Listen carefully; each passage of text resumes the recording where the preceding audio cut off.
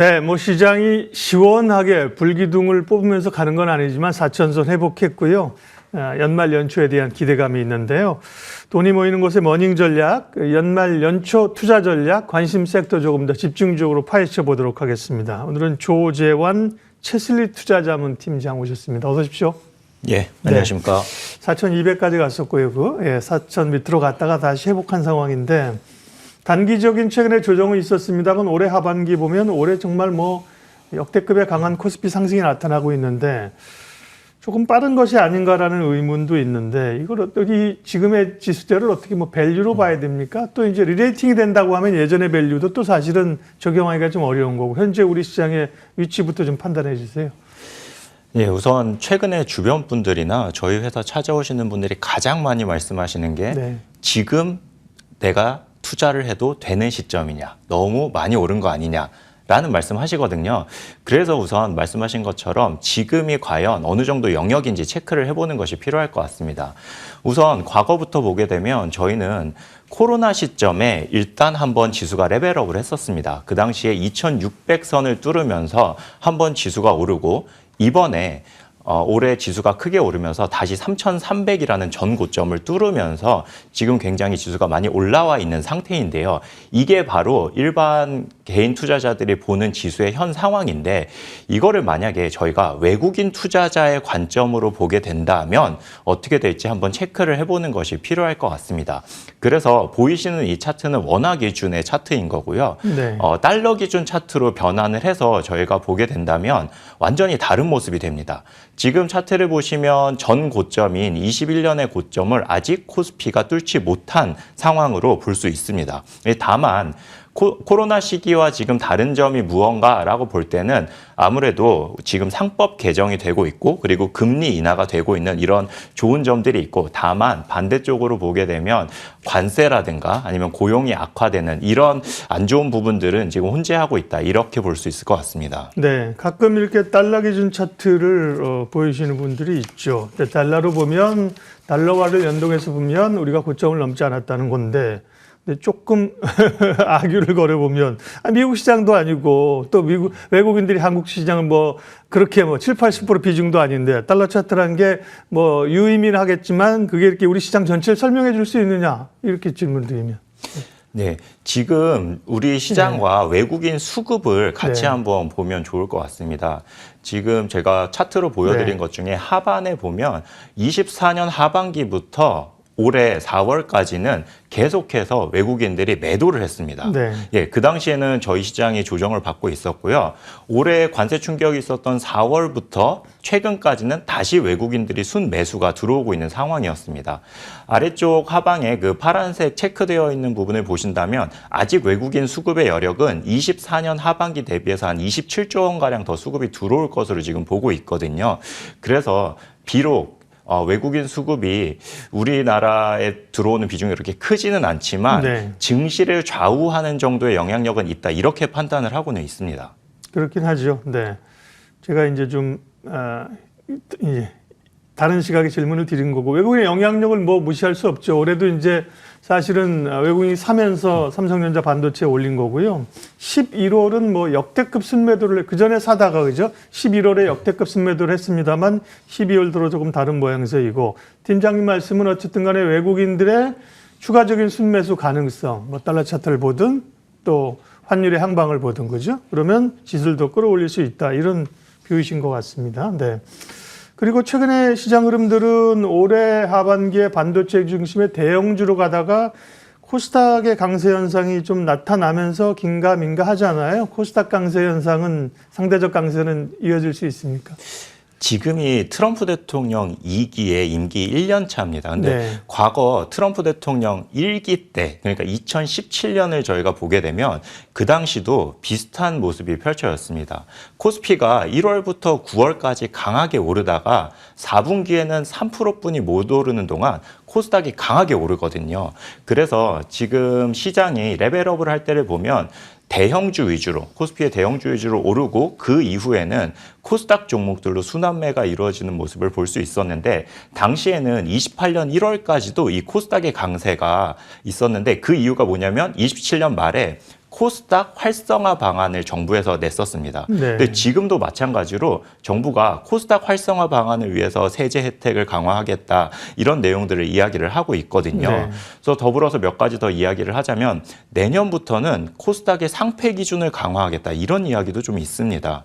그래서 우리나라가 최근 6년 동안 상장된 기업들을 보게 되면 상장된 기업과 상폐된 기업의 개수가 상장된 기업이 5배가 더 많거든요. 근데 그만큼 퇴출이 잘 안 됐다는 거죠. 맞습니다. 예. 코스닥은 상장되기는 편하지만 네. 상폐되기는 어려운 시장이라는 인식이 좀 있었거든요. 예. 근데 코스닥과 비슷한 나스닥을 저희가 비교를 하자면 나스닥이 2024년 한 해 동안 상장된 종목과 상폐된 종목은 오히려 상폐된 종목이 5배로 더 많습니다.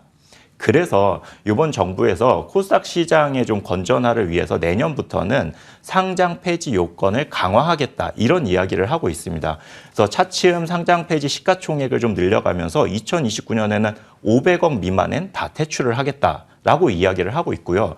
매출 요건의 경우도 차츰 늘려서 29년에는 매출 100억인 미만인 회사들은 전부 상폐를 하겠다 이렇게 지금 진행을 하고 있는 상황입니다. 네. 그런 것들이 코스닥에 유리한 환경이 될 수 있다는 말씀으로 이해가 됩니다.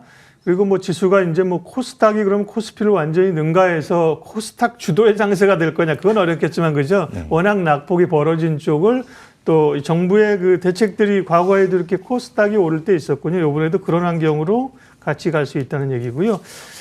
결국은 사실 시장의 핵심은 AI 혁명, AI 트렌드에 근거한 반도체 상승 그게 우리 시장도 끌어올린 거 아닙니까? 네. 조금 지금 삼성전자나 이렇게 주춤하긴 한데요.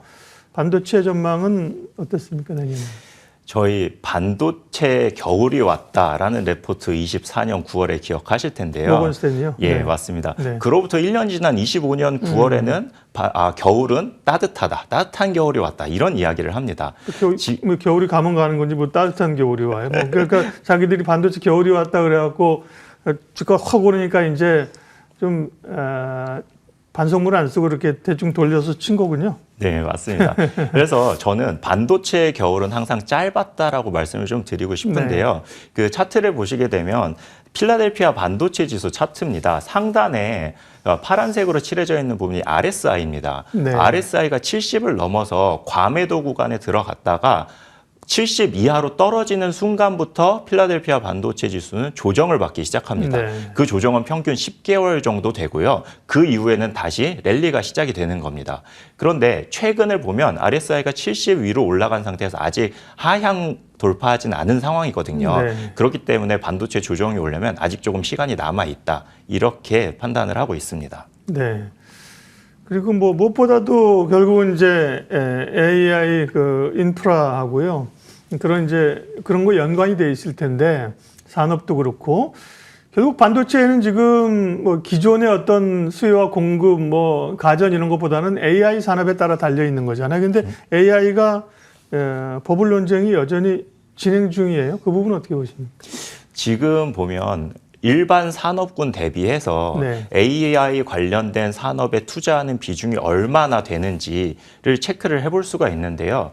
일반 산업군 대비해서 스토리지나 데이터 센터, 반도체 이쪽에 투자하는 비용이 훨씬 더 많은 것으로 지금 확인이 되고 있습니다. 결국 IT 인프라에 투자하는 산업이 일반 산업군 대비해서 훨씬 더 많다라는 이야기고요. 네. 그리고 또 하나 저희가 확인을 해보자면 그렇다면 과연 이 AI 산업이 우리 실생활에 어느 정도 들어와 있을까도 한번 체크를 해볼 필요가 있을 것 같습니다. 그 에버레도저스의 혁신 확산 이론을 보면 저희가 뭐 얼리 어댑터 이런 이야기를 네. 하는데요. 보통 이노베이터들이 한 2.5%, 얼리 어댑터들이 한 네. 13.5%, 그래서 16%가 넘어가면 그때부터 가파르게 대중에게 퍼지게 된다. 이런 이론이잖아요. 최근 우리 산업을 보게 되면 평균치가 딱 엔터테인먼트입니다. 엔터테인먼트 쪽에 AI가 어느 정도 확산이 돼 있나 봤더니 10%입니다. 물론 저희가 잘 알고 있는 챗GPT나 제미나이 등등의 IT 산업에는 지금 30% 정도가 네. 확산이 돼 있거든요. 반대쪽의 전통 산업을 보게 되면 유통이나 물류, 식품 쪽엔 한 3% 정도가 되는데 향후 6개월, 그러니까 올해 말 내년 초쯤이 되면 이 전체적인 확산이 한 5% 정도 더 늘 거라고 보거든요. 그렇게 되면 AI 확산의 평균치가 15%가 됩니다. 그러면 확산 이론에서 말하는 확산의 임계점인 16%에 거의 도달을 하는 겁니다. 그러면 이 시점이 되면 앞으로 AI가 급속하게 퍼지게 되거든요. 그러니 AI는 지금부터 시작이다라고 보는 게 맞을 것 같습니다. 네. 이제 모양을 달리 해가지만 AI의 성장은 계속 이어지고 있다는 거고요. 그래서 투자자들은 어쨌든 시장에 대해서 궁금증이 많을 텐데 그걸 말씀 이제 엮어보면 당장 이제 연말장이 좀 있을 수 있을 것인가 그리고 내년 전망은 우리 최슬리에서는 어떻게 보고 계세요? 네. 예, 우선 이번 12월 금리 인하가 89% 정도 인하가 확정적이기는 하지만 네. 내부적으로는 매파적 스탠스가 있는 인하다라는 이야기도 있고요.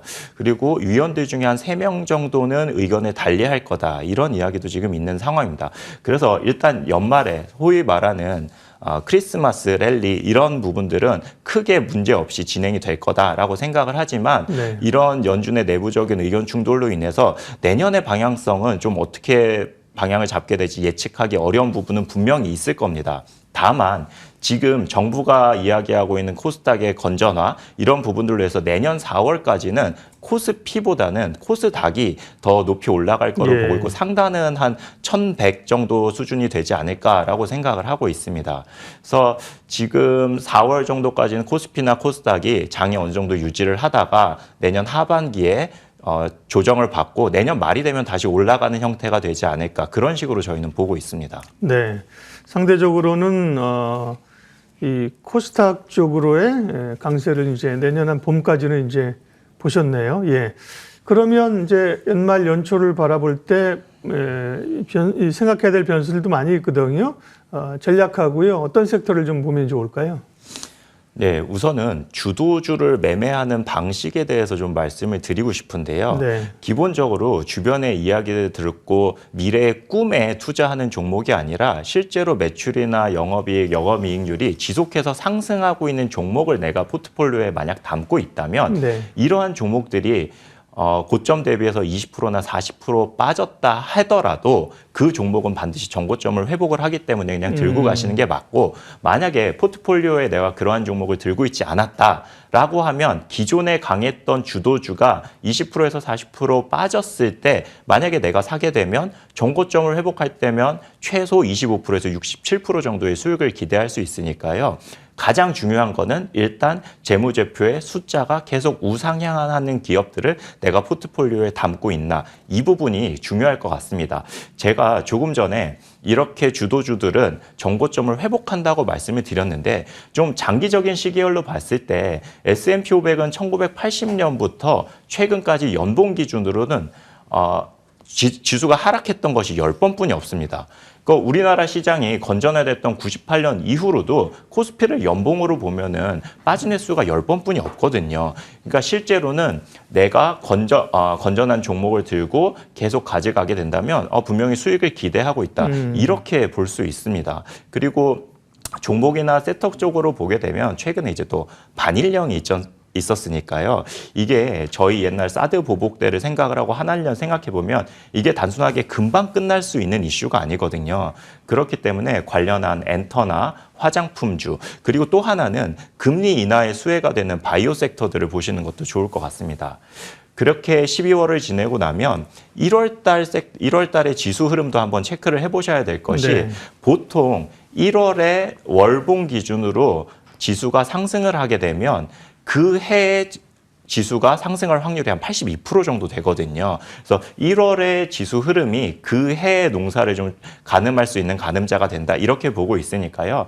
말씀드렸던 방식으로 주도주들이 빠졌다고 해서 그것들을 손절을 하시거나 하는 게 아니라 내가 갖고 있는 종목이 건강하다면 쥐고 가시고 그리고 내년 4월까지만 좀 예. 지수가 좋고 그 이후엔 조정이 있을 수 있다. 이런 식으로 생각을 하시면 좋을 것 같습니다. 화장품, 엔터, 또 바이오 좋게 보셨고요. 그러니까 주도주라고 말씀하시는 분에는 AI하고 반도체는 기본으로 어쨌든 들어가는 거잖아요. 그렇죠? 예, 맞습니다. 예, 예. 아무래도 지금은 반도체는 기본적으로 내 포트에 담아둔 상태에서 네. 나머지 포트를 어떻게 구성하냐에 따라서 좀 예. 수익이 달라지는 상황이니까요. 예, 알겠습니다. 머닝전략 최슬리 투자자문 조재환 팀장님 함께했고요. 여쭤볼 게 많은데 시간이 제한돼 있어서 오늘 여기까지 하고요. 시장공감10 여기서 마치겠습니다. 고맙습니다.